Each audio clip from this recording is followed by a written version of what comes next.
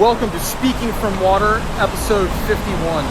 We've had a little break over the summer, but today I'm so excited to have on one of the world's greatest surfing legends. He's also from Wrightsville Beach. He's a Wrightsville Beach native. He's taken the world by storm, surfing some of the world's largest recorded waves. If you come to Wrightsville Beach, you'll see him spinning 360s and just crushing the tiniest waves. He knows water, and I'm so excited to speak with him today about the water he knows best, the big, the small, and all the colors that the ocean provides. I'm here with Mason Barnes. Good morning. Guys, how's it going? Dude, we're here at the Bevy Mart, and Mason, I'm super excited to start the podcast here at the Bevy Mart. Before we get into your life, your water life, let's talk about the Bevy Mart and what the Bevy Mart is, what it means to you, how it was created, and maybe if you could give us a tour. Yeah, so essentially Bevy Mart, it's been, I'd say it was a 6-year process from beginning to opening the doors. This was the gas station that I grew up going to as a kid. I would come here when I was, I'd say, 8 to 12 years old. I'd ride my bike up here, skateboard with my friends, and I'd get slushies and a Slim Jim. And it was just kind of like our little safe haven as kids. Our parents would let us come here because it's part of the neighborhood. We didn't have to cross the street. And it was just such a cool part of all of my friends and myself's childhood. And then it shut down for years. And I always wanted to bring it back to life. And kind of give something to the kids that live here now that I once had, and now we're here and we have pretty much what was here, the same footprint. We just brought new life to the existing structure that was here, and it's I'd say it's different in a sense that we have a lot more healthier options.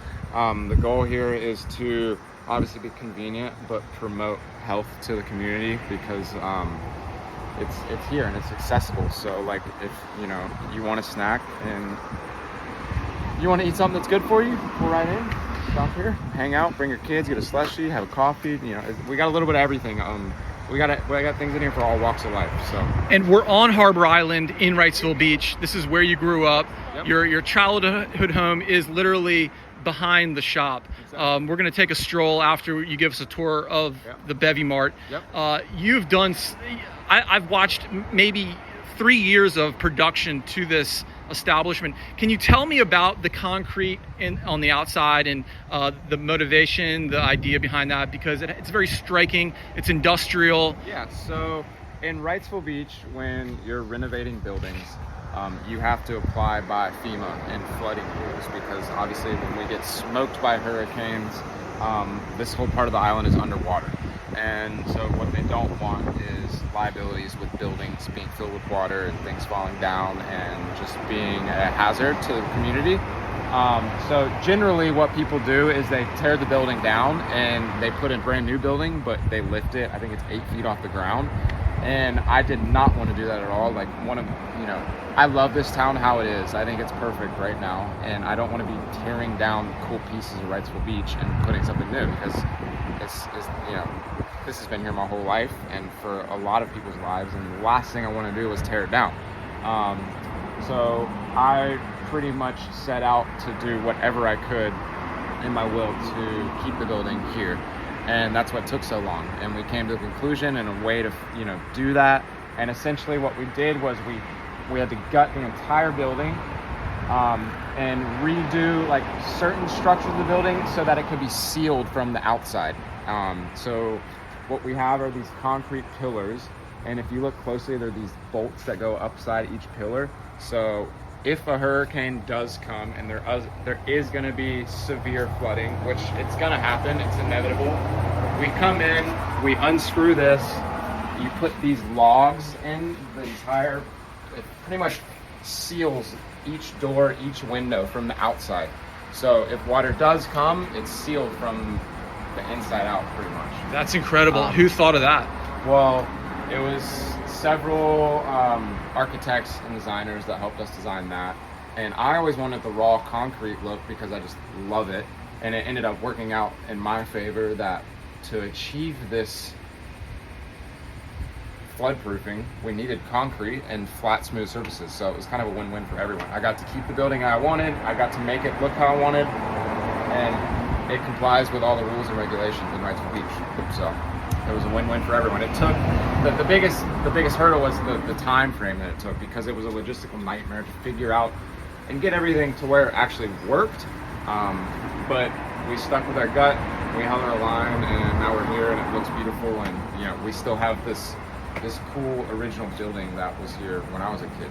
So it was worth every minute. I would, if I had to do it the same way again, I would, just to keep it as it is, because the last thing we want to do is tear down beautiful parts of our, you know, cool little beach town. So, Well, let's give us a tour. of course, welcome in. What's up, guys? So here we are. We got our coffee bar. We have our incredible employees. This is Mila, she runs the show. This is Emma, she runs the show. Come down any of these aisles, and we got healthy snacks, healthy cookies, pretty much everything you pretty need. It's the original plan was convenience, and now it's kind of turned into like a mini grocery store. So if you wanted, you could literally do your grocery shopping. But this is like a really good example of kind of where I sit as a business and my business model. It's like, we do have your classic Lay's chips that you would find in a 7-Eleven. We have your Dr. Pepper's Rockstar Celsius, but next to that we have the healthier version. We got your Olippops, your healthier alternatives, and organic gluten-free chips instead of your like standard Lay's. So like the deal, the dream is to have people go from picking these to picking these, because you know, these are gonna help you live longer. These are gonna make you overall healthier, happier, better human being. I think eating healthy is it's a full-time job, and nowadays there's so many good alternatives that taste just as good as the bad stuff. It's like, why not?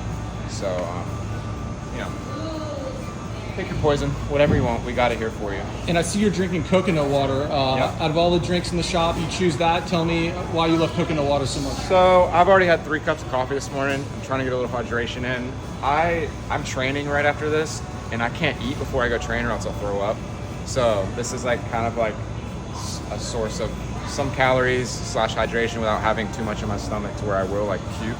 Like, I would love to eat a breakfast, eggs and bacon right now, but if I did that, it would not be a good idea. So training is a big part of your life. Every day you train for the extreme things you do. You wake up in the morning, you have your coffee, you go to the coconut water, and you don't eat. Yep. So eating is a post-workout thing for you. Exactly. And you know, eating's very important.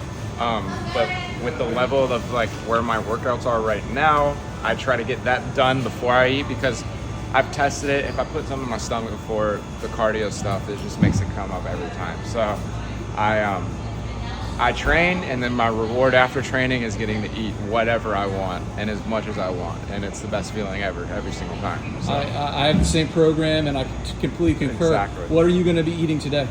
After I train, I'll go to Lovey's. I've been eating a chicken and cheese quesadilla there for over 15 years. I get the exact same thing, and it's never changed. And I'm gonna go straight there, get my quesadilla. They make these baked French fries with coconut oil, and it's so good.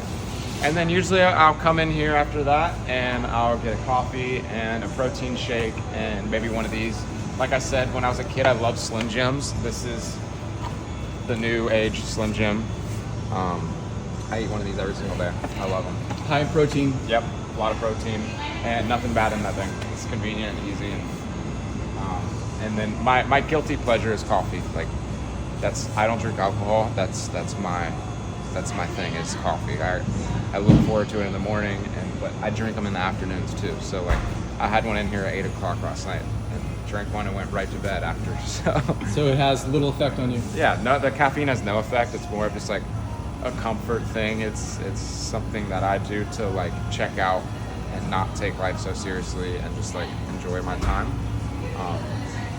I like to be really focused and really disciplined and really strict on what I do when I'm doing these things like training and stuff, but then I've learned it's very important to turn off and have a normal, functional, fun, like enjoyable life as well, because that balance is really important.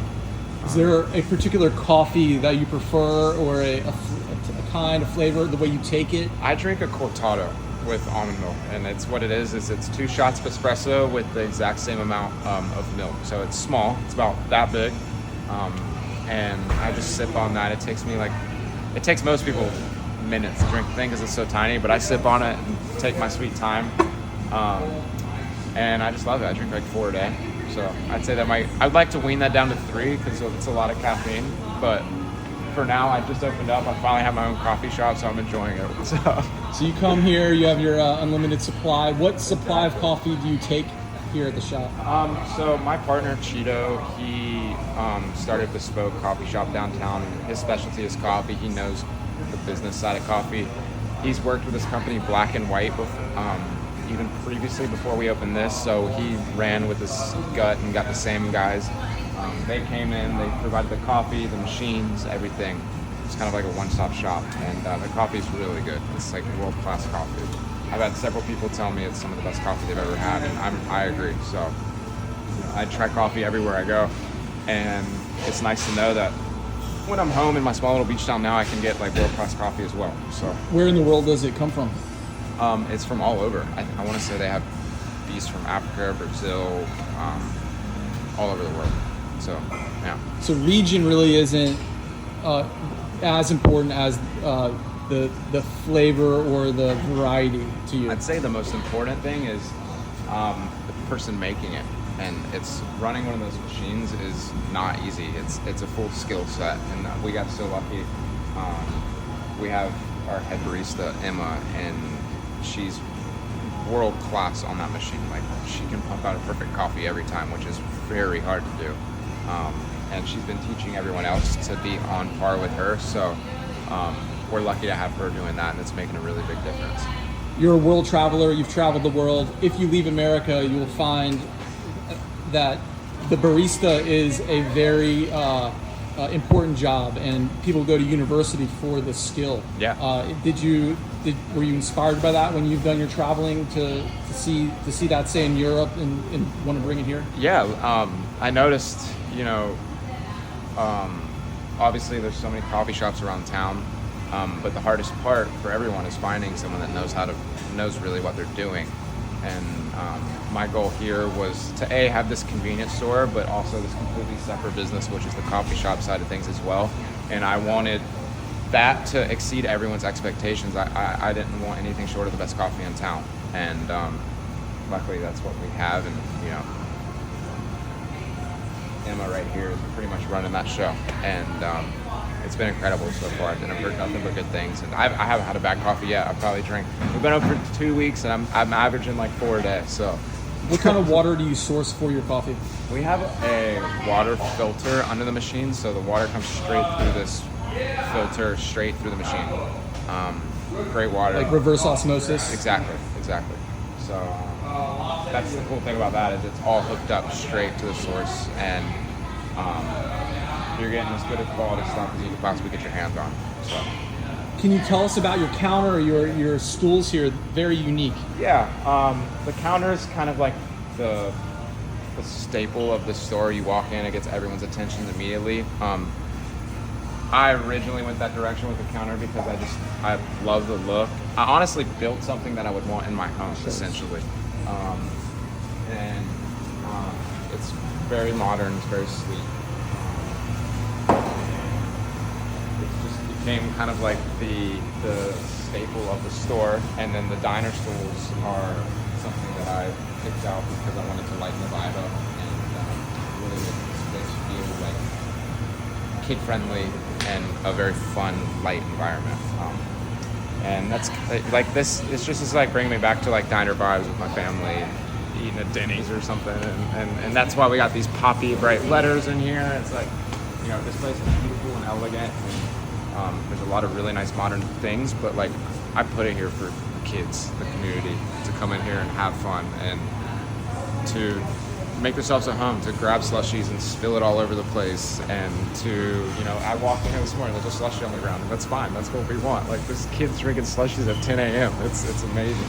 So, And you've been open now 3 weeks, and I think right over 2 weeks, so not even 3 weeks yet. So, and every time I drive by, it's packed. yeah, it's been a huge success so far. I'm super grateful with like the feedback and what people have,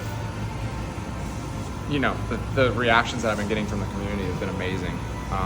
And it's still, there's so many things to be added on still. So like we opened the doors and left room for growth. So like there's a lot of growth in the sense of the food that we have. We want to add some hot items, smoothies.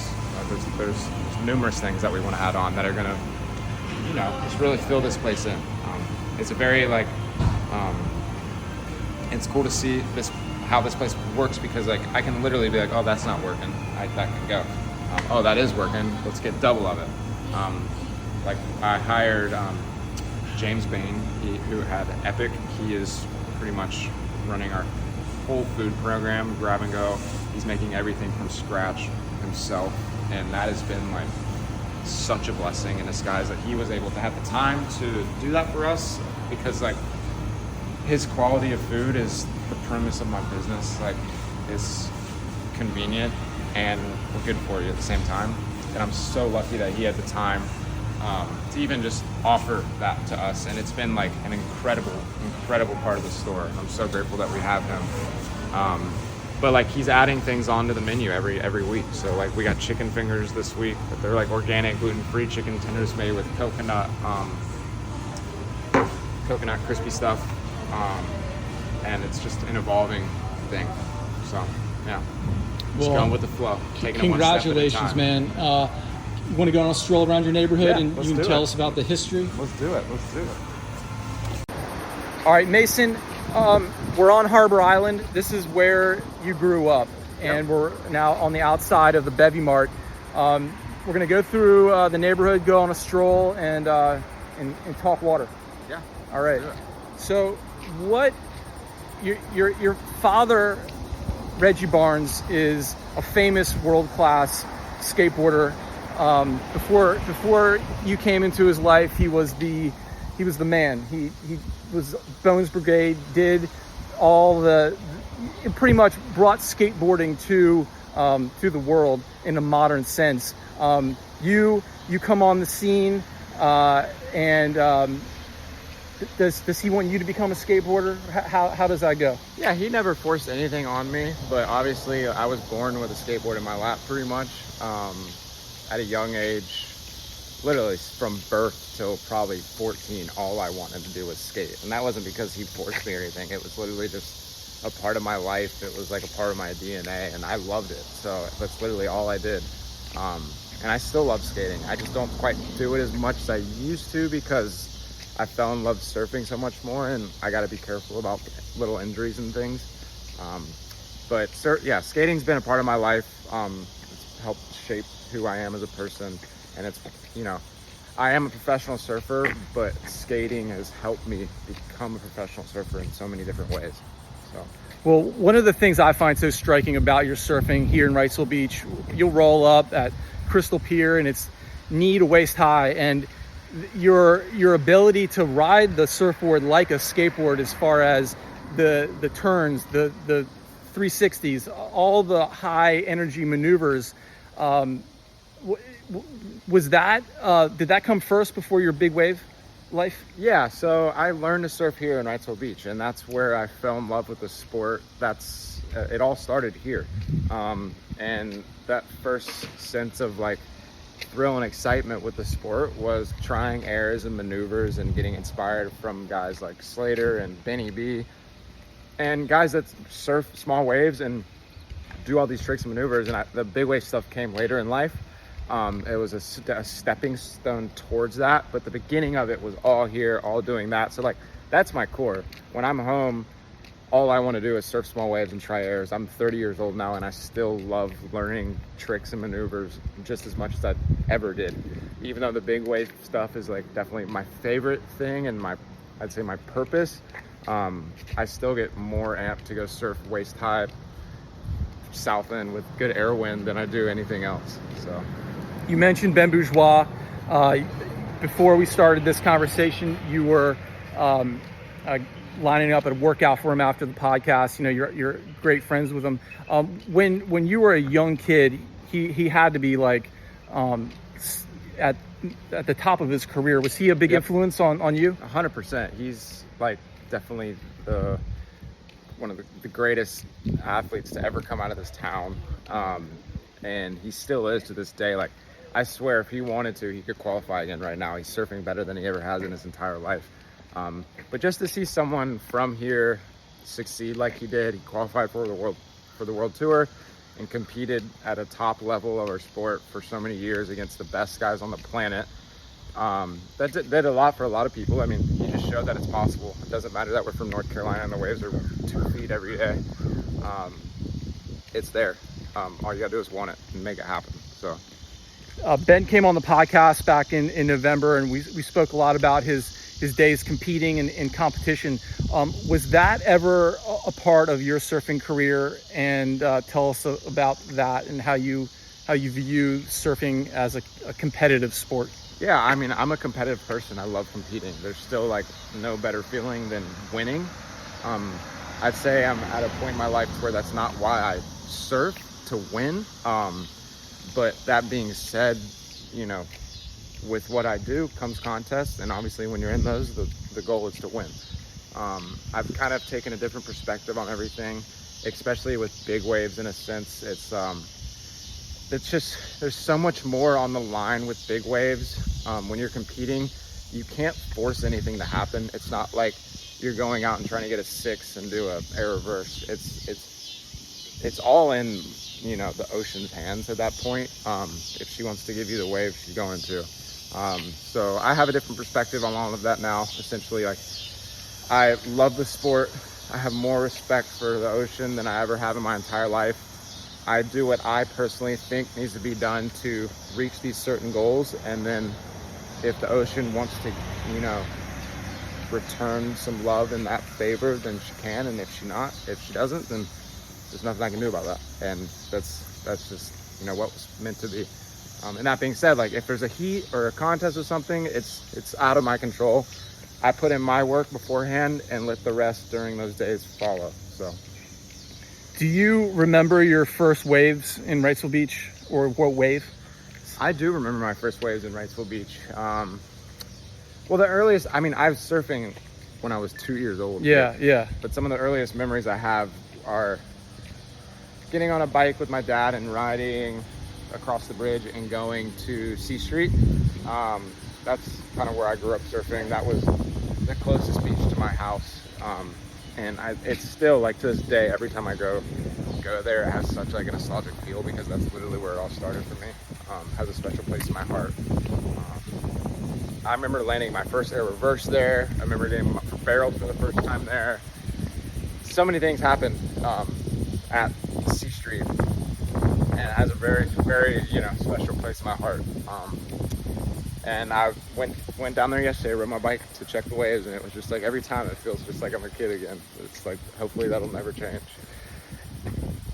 Who were the people of that time in Wrightsville Beach that you really looked up to? We spoke about Ben Bourgeois. Can you name drop anyone else? Yeah, there's a handful of guys. Mark Yonkers, Matt Gilligan, Richard Gilligan, Rob Brown. There's so many talented people that came from this town before me, and they really paved the way. It's like a whole nother generation of surfing.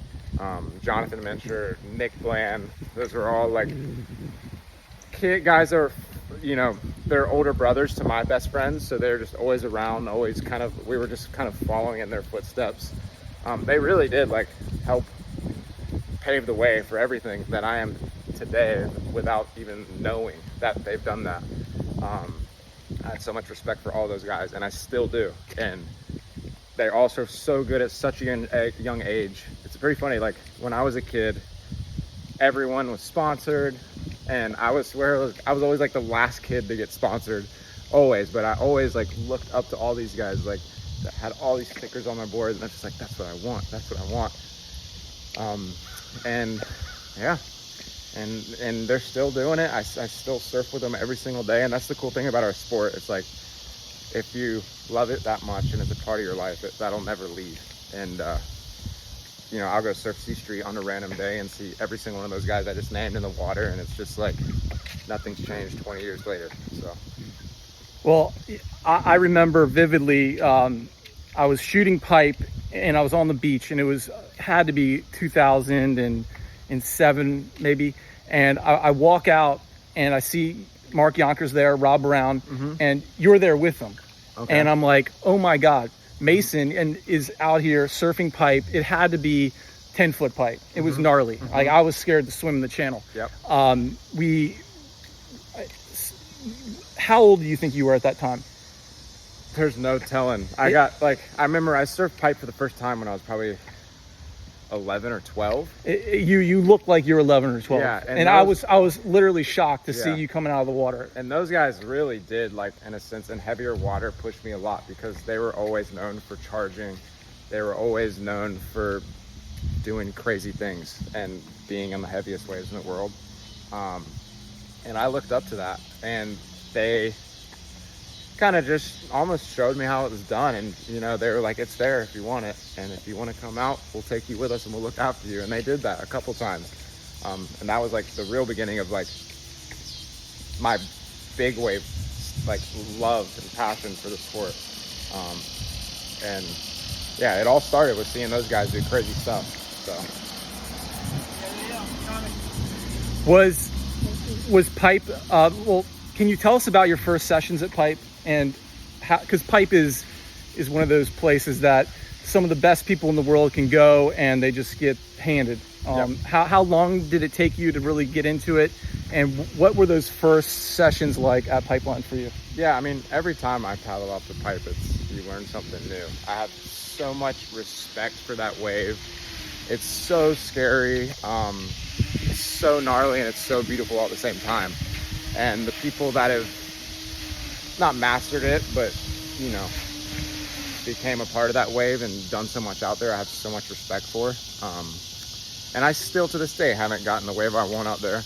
And it's like something, like, even if I do get the wave that I want, I'm always gonna want something more out there. And there's just like an unconditional love and respect for that place that'll never disappear, because it's so gnarly, and you never truly will, like, master it or figure it out, and that fear will always be there. But that was like my first sense of like fear surfing, was paddling out there, seeing the reef. I'd say it was only like 4 to 6 foot when I paddled out there for the first time, but I was terrified, and that feeling was like what really hooked me. It was like, okay, I did that and I'm okay, like, let's try that again, and then again and again and again and again, and then before you know it, it's like you're just constantly looking for more. Did you make your first wave? Yes, but definitely wasn't a barrel or anything crazy. So like, I was literally, I remember my first session out there, actually. I don't even know if he would know this, but I went on this one wave. It was maybe like my 3rd or 4th wave, and I ate it, but it was a bigger wave for the day.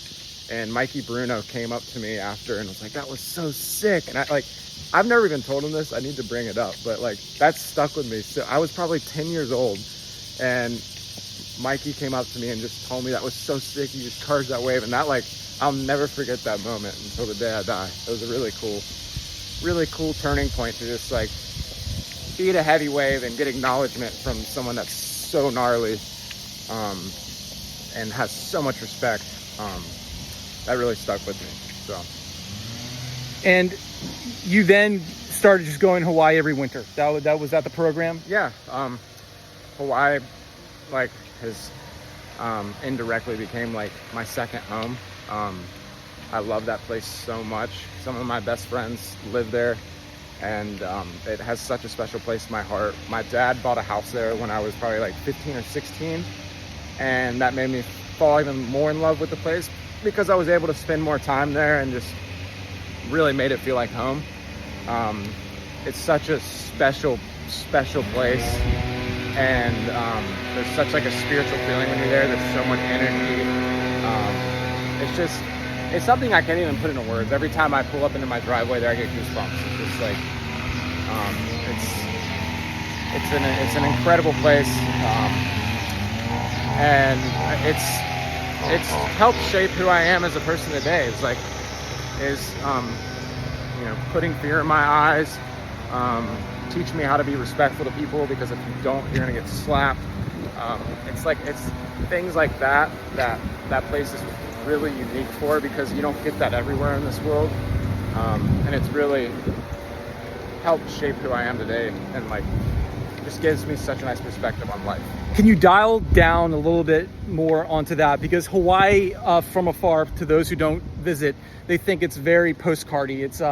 It's something that they don't really know about. But you get to the island and it is raw.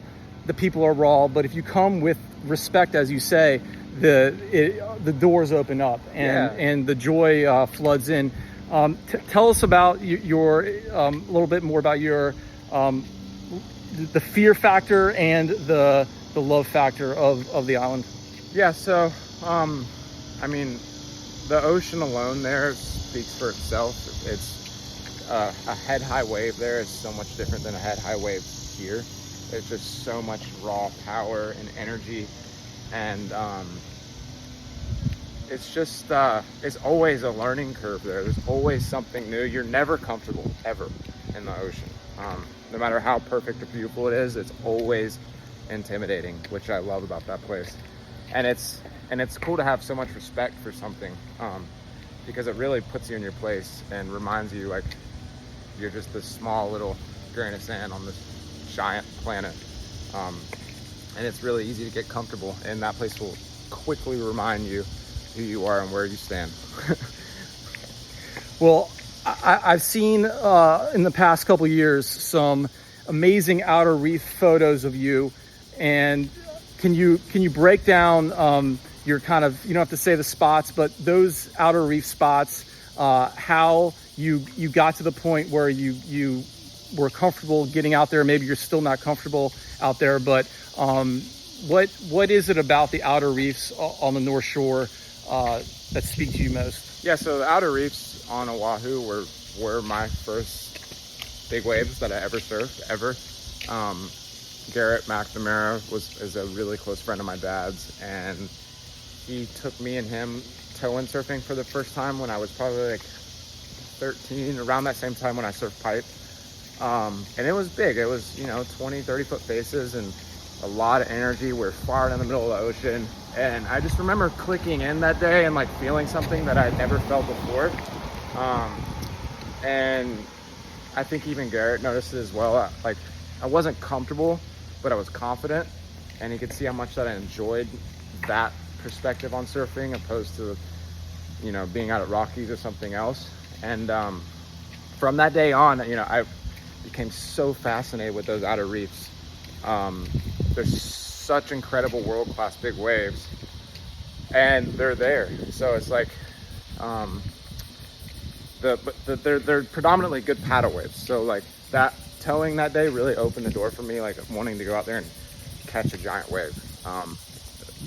After that tow day, I got a board made from Adam Morton, AJW. He shaped me a 9.0. And then I think like that very next season, Mark and Rob took me out to one of the outer reefs, and I got like what I thought was a giant wave at the time. Looking back at it, probably wasn't that big, but I just remember seeing it and I was like, oh my God, that was insane. And actually, I got smoked. I went straight and got blown up all the way to the beach, broke my leash. But I just remember that feeling that I felt as a kid. I felt more accomplished getting blown up on a 30-foot wave than I ever did from winning an event or anything, and that really stuck with me. And I think that said a lot to me as like who I am as a person and what I want out of the sport. I really just thoroughly enjoyed that connection with the ocean more than anything else, and it's still like to this day a huge focus of mine is surfing those waves. I got one of the best waves of my entire life out there in 2022, and it was a really like interesting pinnacle, like turning point in my life. It was such a special wave at such a special wave, a place that I've been surfing for 10 years and just getting smoked and denied and thrown all over. And then it's literally like the waves weren't even supposed to be that good, but the ocean just had this thing pop up right in front of me, and it It was like all the stars aligned. I didn't have a filmer, and somehow my safety pulled out his iPhone and got like the most perfect iPhone clip you could possibly get of the wave. And it was just like so many factors kind of fell in place that day. I was like, wow, like Hawaii really gifted me something special today. She was, you know, yeah, it was like all my time and effort that I put into this place. She rewarded me with something special, and it was worth every single moment. And like, I still feel that wave I think about that wave every day. And, like, and this was a paddle wave. This was a paddle wave. Yeah.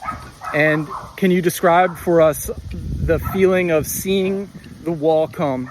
Yep. And a lot of people, the first reaction is paddle to the horizon. Yep. And you can't do that, right? No. So like, I'll backtrack a little bit.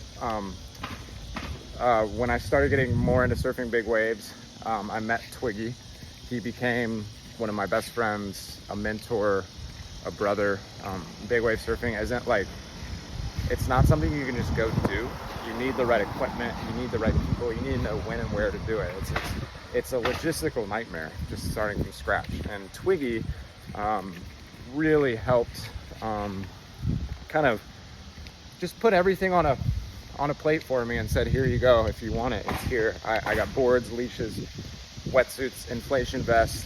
You come with me, and you know, I'll look after you, and the rest is in your hands. And that meant so much to me, because he's like still one of the best on the planet. And he really just provided a platform for me to like get to experience big waves more than most people. And for years we were out at outer reefs every single little swell they broke, onshore, offshore, like bad direction, good direction, it didn't matter. And I feel like years and years of those sessions led to that one wave. And when that wave popped up, it was me and two other guys in the water, and Twiggy was one of them, and he was sitting right next to me, and he was screaming at the top of his lungs like, "Go!" And I didn't even look at the wave. I just heard Twig, and I just turned and blacked out, and it went. And I remember after the wave, I came up, it was like screaming, splashing water. He thought I was injured because I was screaming so loud at the top of my lungs, but it was just like uncontrollable joy. I didn't even know what to do with my hands. I was just speechless. And then 5 minutes later, my safety, Colin, who's also a North Shore lifeguard, pulls out his iPhone, because he's like, I think I filmed it. And he pulls it up, and it was like the most perfect, crispy iPhone clip you could ever, no water droplets, no waves in the foreground. And I was like, I had no idea the wave looked like that.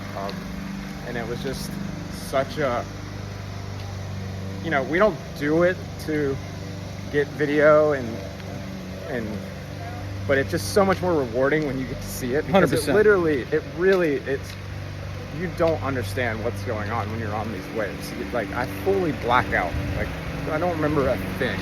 But then to see it after, it really makes sense why you feel that way. And it's just like, it's a really rewarding feeling seeing it. And I'm so grateful that he was A, running safety that day, and B, got the clip, because it made such a big difference.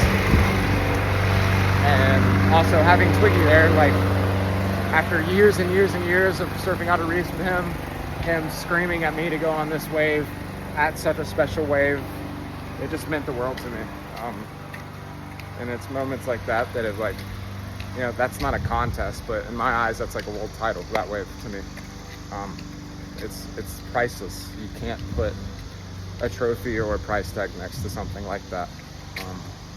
Do you remember the color of the water?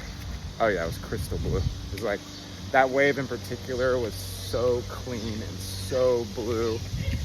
It was such a perfect wave. I literally, I couldn't believe it when I was in the barrel going down the line of this wave, how perfect it was. I was able to, like, I was dragging my hands, and then I got a big pump, and then I went over the foam ball. It spit. It was just like time was moving in slow motion on this wave, and it was a feeling that, hi, how are you? Start. And let's contrast this with some cold water. Yep.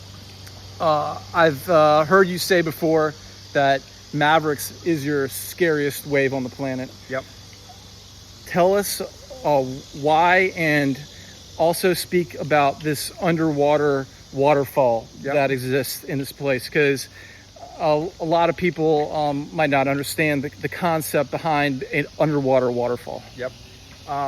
Yeah, so Mavericks is definitely, top 3 heaviest waves on the planet. I have so much respect for that wave. It scares the heck out of me. There's just so many factors that come into play out there. I've had my worst wipeout of my life there, and that's kind of where all the fear comes from. I got caught inside there and actually smacked the bottom. It's really deep out there. That's not easy to do. And I was underwater for a very long time. I've never felt that close to just blacking out underwater, which is obviously worst case scenario. And I actually did black out for a second from impact immediately, but then I woke up underwater and kind of came back to it, was able to pull my vest. And after inflating my vest, I just went straight to the bottom. So that's how powerful that place is. These vests and stuff are put there to save our lives, and they help so much. But there's a fine line of when they won't do anything at all. And this wave was a prime example of it. And that fear behind that experience, it just sits in my head, and I'll never forget it.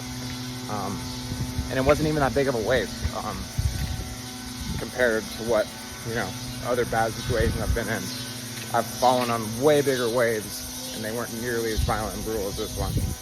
But it's a really unique place because it comes from such deep water and breaks on a shallow shelf, but then it goes into extremely deep water again. So what happens is if you fall in this certain area, kind of right where the lip hands of water hits the water, it's infamous for pushing people really deep.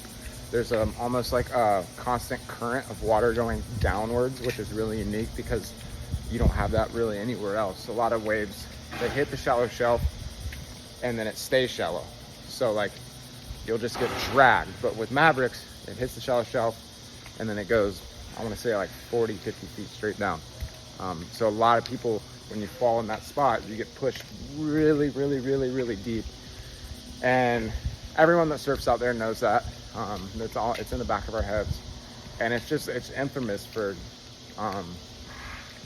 giving people the most brutal wipeouts of their entire life. And it's given me that reward, and I've been back a couple of times since then and had some nice waves since then, but it's still just a constant fear that will never disappear. And just a underlying amount of respect for a wave that I don't have I have that for everywhere else, but there more than anywhere, because I just know how gnarly and violent it can be. How do you decide between paddling and towing? There's a fine line. It's obviously we nowadays want to paddle the biggest waves you can possibly paddle. There is a line to where it's probably not possible. So a lot of times wind is a factor. If it's super choppy and bumpy but giant, we still want to surf. You can't really paddle because these boards are too light and you'll get bonked off. So and then size is also a factor. If it's 80 feet, you're not paddling. I don't care who you are. And that's a place like Nazare. Yeah, and that's the ocean changes so much from 50 feet to 80 feet.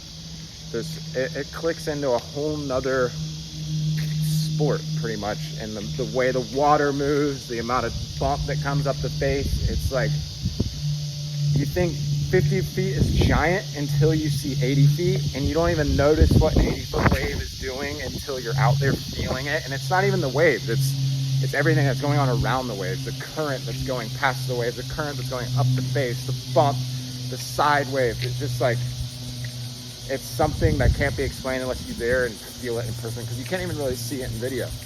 That amount of energy is not captured. You can't understand it. But it's not physically possible to paddle on those days because of those factors. So they're two different sports essentially, because they're done on two different completely playing fields.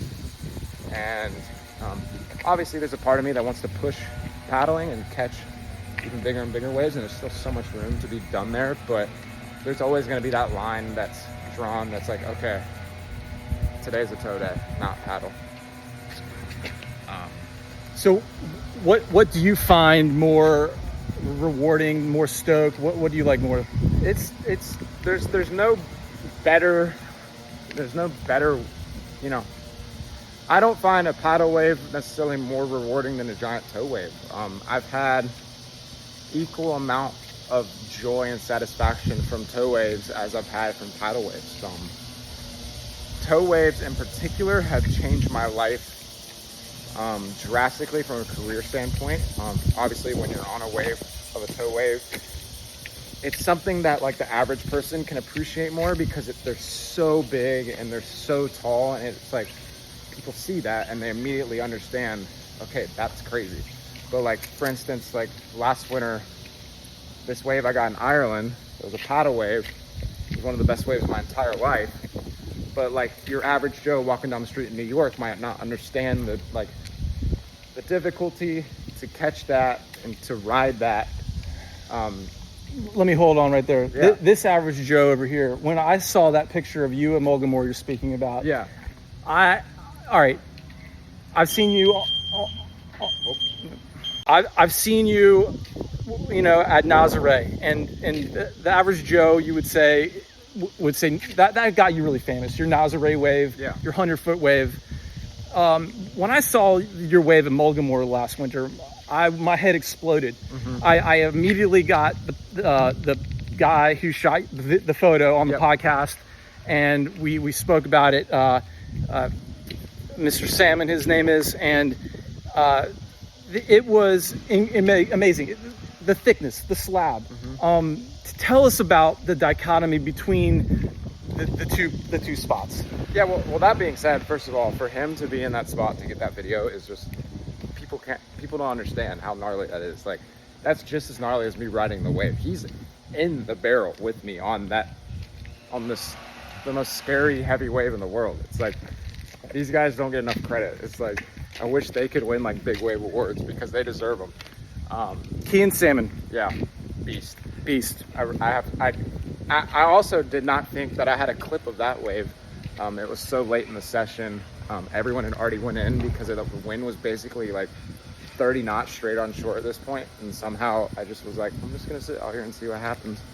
And that wave popped up, and thank God he was still out there, because like, obviously the wave has a special place in my heart no matter what, but like I said before, just to see a video of it makes it that much you're better. a pro, and you got to get the content to your sponsors. And there is like a work aspect to it as well. Like, that was a incredible life-changing wave for me, and that's part of my job, is getting these waves. So yeah, but very thankful that he was here. Can you break down that moment for us, play by play? Yeah. Like, talk about the spot, talk about So the whole thing. the whole situation, actually, how that all came to be was really interesting. I was in Europe for a contest in the Canary Islands. I was with my mom and my sister. We were on a flight. We had just landed in Madrid from the Canary Islands, and I was taking them to Nazare just to show them Nazare because it has such a special place in my heart. They had never been there. I wanted to show it to them. And we were in Madrid, and I get a text from Tim Benithan, who's a filmer, and he's like, yeah, I'm in Ireland. I'm like, what are you doing in Ireland? He's like, Mullamore's going to be really good tomorrow. And I'm like, what? And that's like been my dream wave forever. I've always wanted to score, and it's so hard to score. And I look at flights when we're in the Madrid airport. I can the flight that we're on from Madrid to Lisbon, and my mom and sister are immediately on like a surf mission. Like, so we fly from Madrid to Dublin. We landed in the middle of the night. I rent a car, have no idea where I am, what I'm doing. I was in the Canaries a couple days before that and met a couple really amazing local Irish people.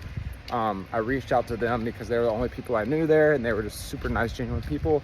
I was like, do you have boards or anything? And one of them was like, yeah, I got one board at my dad's house. You can go grab it. Like, thank God he had that. And things just started falling in line. Like, I got the board.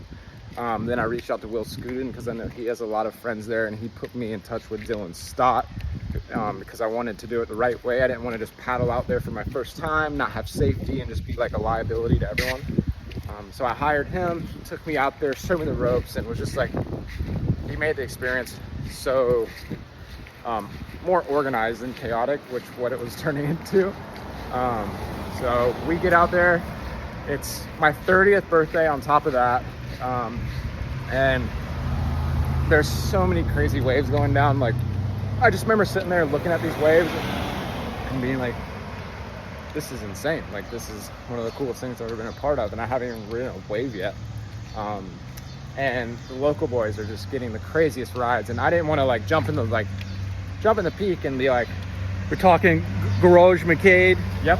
And he's the one who gave me the board. Yep. I cannot thank him enough. He was on the podcast doing that recently. Yep. He's such a incredible human. Like, I had just met him a week before, and he's like, go grab my board from my dad's house. Like, they were just such welcoming people. It reminded me of like people here in North Carolina, because if he ever came here, we would do the exact same thing for him.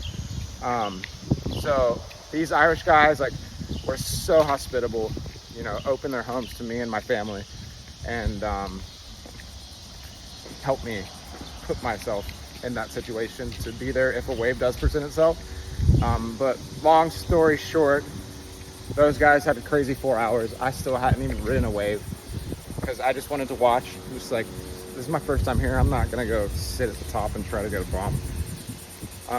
They all went in because the wind went onshore, and I sat there for like another 45 minutes, and there was just me and maybe 3 other guys out at this point in time. Maybe Zach Haynes, was he there? I think he was still out. He might have even gone in. I want to say like everyone that I was familiar with went in. Everyone. There was 2 or 3 guys out still. And Sam was still shooting. And yeah, he was luckily still in the water shooting, and I still didn't have any idea. And sure enough, this giant set came, and at this point I had a choice of any wave I wanted because there was no one in the water. And this thing had the crazy. Dylan earlier that morning told me, you want a wave that's going like that looks like it's swinging into the channel. And this thing had the biggest black wall swinging into the channel. I was like, oh my God. And I don't remember from that point on. I remember seeing that black wall, and then I just blacked out and go. And it ended up being one of the most like exciting, crazy rides of my life. That was my first time really ever surfing a slab, like ever. That was my first wave. I got picked up from Dylan on the inside. I had no idea what had just happened. And he pretty much gave me a big hug and told me happy birthday. And I was like, that's the greatest 30th birthday present I could ever ask for. Later that night, I still didn't know there was a video of the wave. There was a photo, and it was kind of out of focus and was incredible. I was super grateful for the photo. But then later that night, I get a message, and it was the clip, and I was just remember being like, oh my God. I was sitting at a Thai restaurant with my mom and sister and just went silent, and they're like, is everything okay? And I'm like, yes. That best birthday present ever. Yes. And I showed them the clip, and I mean, they were, I came in earlier, like after that session, I was like, did you guys see my wave? And they're like, yeah, that was cool. I'm like, that was cool? Like, what do you mean that was cool? Like, that was one of the craziest waves of my life, and you actually saw it in person. But it's just so hard for like people to understand, like, from the beach, it's really far out there, and you can't really tell what's going on. Okay. All right, the slab. Break it down. Why is the slab so gnarly? The slab is so gnarly because, like, the dream of any surfer is getting barreled. That's the mecca of surfing.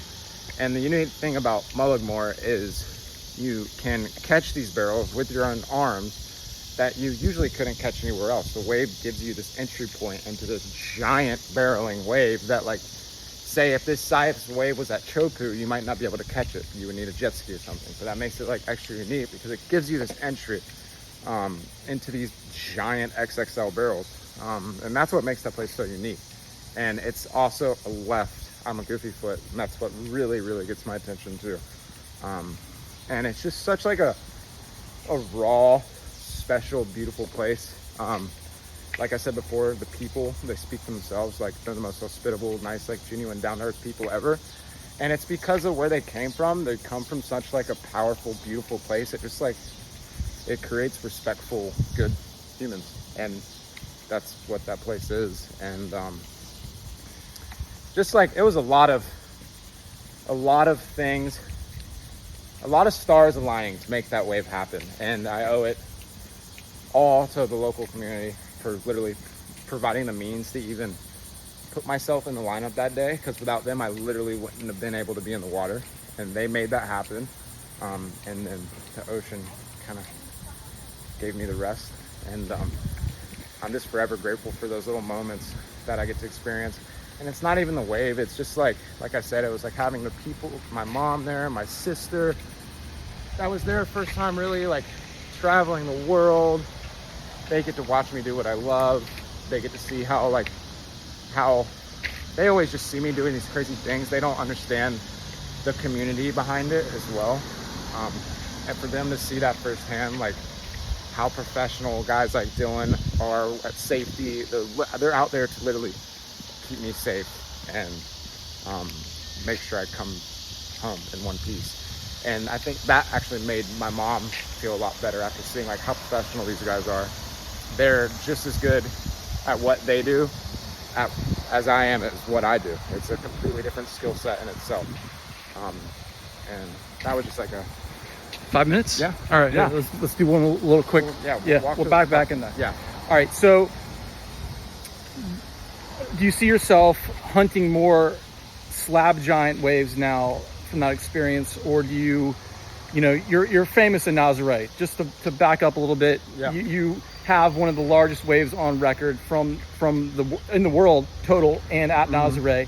Are you going to post up more at places like that or at slab spots? Yeah, I will say like Nazare is forever like it's like my baby. Like that wave has changed me as a person from my surf career. It has literally opened so many doors for me. It's beat me so brutally and it's given me so much. And I still want to spend most of my time there, but I'm just kind of going with the flow. Like if Hawaii is going to be good, I'm going to go there. If Nazare is going to be good, I'm going to go there. This is actually my first season where I have a full-time team. Usually I just show up the night before and kind of like wing it and like try to get a driver and a ski and all this equipment. But I've invested a lot of money that I've been making into the best drivers, the best equipment, which is something priceless. Eric Ribier, who is known to be one of the best drivers on the planet in Nazare, has given me the opportunity to drive for me next season, which is priceless. Having someone like him with his knowledge, his skill set out there is just like, it's really something you can't put a price on because it's such a unique place. It's not like, I don't care who you are or where you drove in a jet ski, it doesn't correlate to driving out there and finding good waves. And he is the best in the world. And I'm working with him full time there now. So I'm gonna be spending a lot of time in Nazare this season. And yeah, I'm just gonna take it as it comes. I mean, maybe there's some swells, maybe there's not. Regardless, like, I love that place with waves or without waves. It has, you know, the same feeling I get when I go to Hawaii and I get like chicken skin I get when I pull into Nazare. It just has such a special place in my heart. The people, the food, it all means so much to me. And that's because of just what that place has done for me. It's literally changed my life. And I'll be there. So it just kind of depends though. One of the really cool parts of your life is your crossover into modeling. Yep. And style. Yep. Tell us how those doors opened and what it is about style that really gravitates so much to you. We can circle back. Yeah, so dang. That was lucky. That was lucky. That would have been bad if that was you. You know, I've always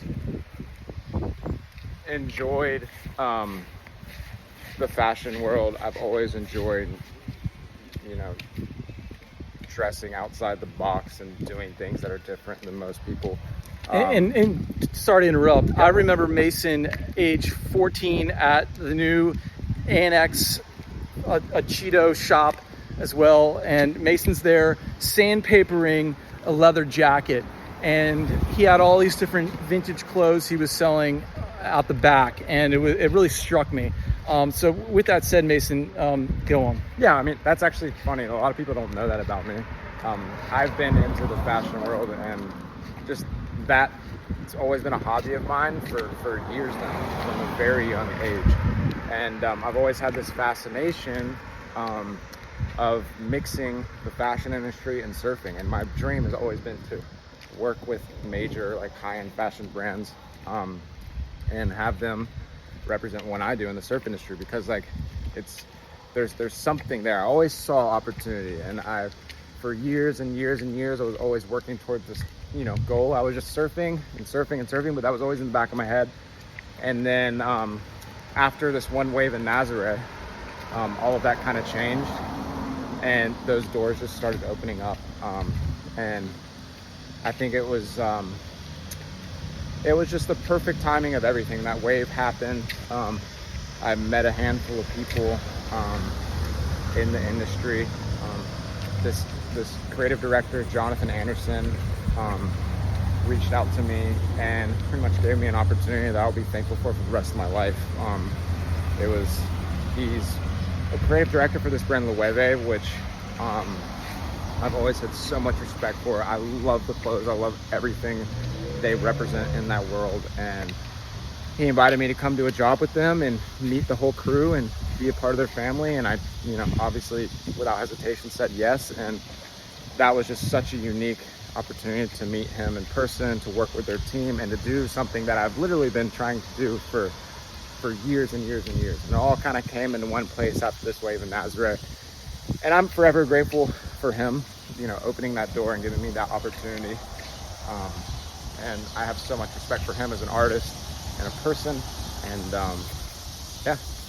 after that, just, I like now just to focus on surfing and training and family and let the rest follow. So. With that said, what are your goals for the next 6 months? What's on the docket? Yeah, so I mean, I'm training as hard as I've ever trained in my entire life right now. I'm preparing for this upcoming season. Like I said, I've invested a lot of money into time into having this driver, Eric, in Nazareth. So I want to be there for every swell, and not just like the one major one. I want to be there training and driving and just surfing and being part of the community instead of just showing up, surfing a giant day and leaving. And I want to win the Nazareth event, and I want to win the Eddie. And those are my two goals. So that's the direction I'm moving towards. And we'll just see what happens. Love it. And guys, we're going to wrap it up now. Mason is off to training. He has an appointment with Ben Bourgeois. What are you guys going to do today? We are going to throw up. I'm going to get on the assault bike. We're going to do, usually takes us about an hour and a half. It'll be a circuit with high intensity cardio blast in between each thing. Just pretty much makes the entire exercise painful. I treat it more as like a mental exercise than anything. I like getting as uncomfortable as possible and trying to stay comfortable and just finish.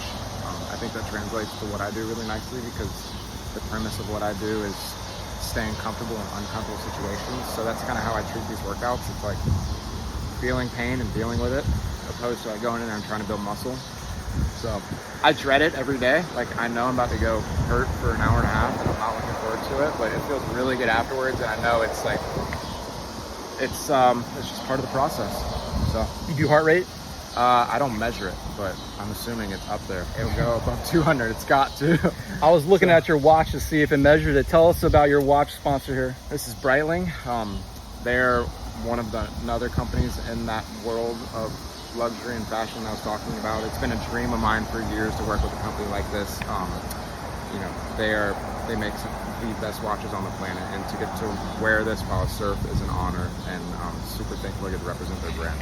So. And do you have any other sponsors you'd like to shout out? Ruka, they've supported me for years now. they're the perfect balance of who I am as a person between, surf and sport and training. I love working with these guys. They support everything I do, and they have such an incredible team and are doing incredible things. And it's just like a constant growing process for them, which is really cool. I love working alongside a brand that I can grow with, and that's exactly what I'm doing. And yeah, I've been riding channel iron surfboards for years now. Britt Merrick is shaping all my boards this season for Nasbury, which I'm really excited about. I have so much faith in him as a person and a shaper to make me the best equipment in the world, and I'm sure he's going to. And then I've also been working with Tommy Hilfiger as well. Just keeping it going as much as I can. And I like to keep it simple: chop wood, carry water. Easy ways to live by. So yeah. And shouts out to your mom, Kelly Barnes. Kelly Barnes runs my life. I literally wouldn't be able to do anything without her. So I'm only Mason Barnes because of Kelly Barnes. So without Kelly Barnes, there is no Mason Barnes. So thank you to her for literally everything. Because I would not be a functional human without her by my side. Epic. Folks, Mason, thank you so much for joining us today. Yes, You're always been at the top of my list of legends, and this has been a long time coming. So thank you again for your time. Thank you. Folks, that's episode 51 of Speaking from Water. We'll check you next time. Stay wet.